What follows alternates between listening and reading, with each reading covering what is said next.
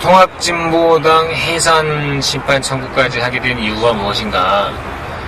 이게 뭐 사상 유례없는 헌정사상 처음 있는 일이고요. 몇몇 보수단체에서 그간에 몇 번 법무부에 요청을 하긴 했으나 실행되지 않았다가 이번에 실행된 이유, 통합진보당을 내란 음모당으로까지 찍어 눌렀는데도 불구하고 화상에서 8% 놀라운 지지율을 보였고, 내란 음모 정당으로 누르면 그 국민들의 외면을 받고 야당 내에서도 이 찬법 심사가 되지 않을까 싶었다가 무시하지 못하는 이런 지지율을 보이니까 결국은 이제 마지막 카드까지 다 쓸 수밖에 없었다, 이렇게 보는 거고요. 단기적으로는 내년 지방선거를 앞두고 2010년 지방선거 때 천안함 중간수사 발표를 통해서 공안정국으로 선거를 내리누르려고 했던 것처럼 통합진보당을 희생양으로 하는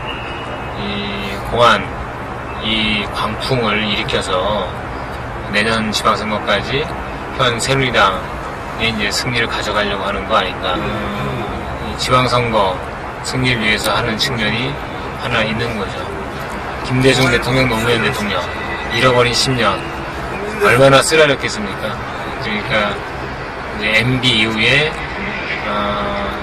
새누리당 보수, 수구보수 세력의 영구집권을 위한 그런 어떤 이제 토대를 쌓아 나가는 것, 이렇게 이제 볼 수가 있죠. 진보당을 그냥 죽이는 게 아니라 그 종북으로 몰아세우는 거 아닙니까? 그러면 이제 민주당이 어떤 주장을 하든지 간에 민주당을 종북으로 또 몰잖아요.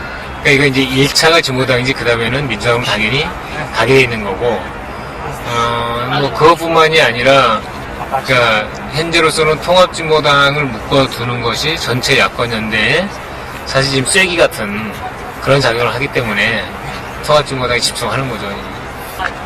지난 대선부터 놓고 보면 대선에서 광범위한 관권 부정선거가 있었다. 국정원이 댓글 개입을 했고, 나중에 알고 보니까 여기에 이제 군부대도 동원이 됐고, 보훈처라거나 정부 부처도 상당 정도 연루된 혐의가 있다. 근데 이제 국정원 이제 꼬투리가 잡혀서 이것이 이제 경찰에서 수사를 은폐 축소하려다가 이것도 이제 밟히게 되고 하나둘씩 나타나니까 박근혜 입장에서는 그 남재준 국정원장 이런 이제 비밀 정보 기관을 중심으로 자기 권력을 구축해 나가려고 했다가 화살이 국정원으로 이제 돌아가게 되고, 여기다가 또 남재준 원장이 NLL 대화력 유출까지 본인은 합법적으로 했다고 하지만 국민들로서는 납득할 수 없는 이런 행동까지 이미 하면서 정치 깊숙한 곳에 개입을 해버린 거잖아요. 그러니까 이제 이런 정권의 총체적 난국을 돌파하기 위해서 통합진보당을 이제 정치 보복을 하는, 희생양으로 하는 사건을 터뜨린 것이 이제 내란 음모 사건이다. 굉장히 서둘러서 터뜨려 버린 거죠. 그게 이제 이번 지금 재판 과정에서 뭐 녹음 파일 원본이 없다거나 녹취록이 200곳 이상 그 잘못 이렇게 풀었다거나 이런 등등이 이제 나타나는 거고.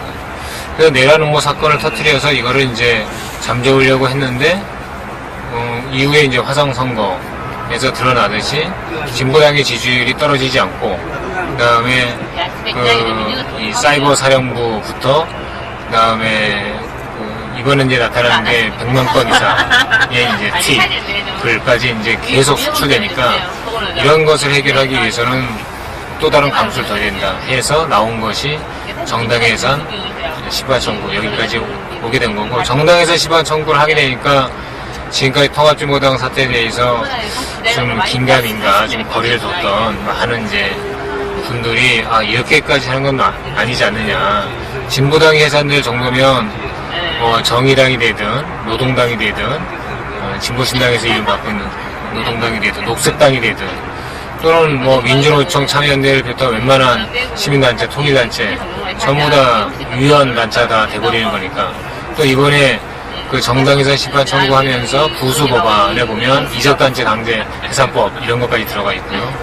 그러니까 전체 양심 진영이 지금 긴장하지 않을 수밖에 없고 힘을 모으지 않을 수밖에 없는 이런 상황으로 가고 있다 싶습니다.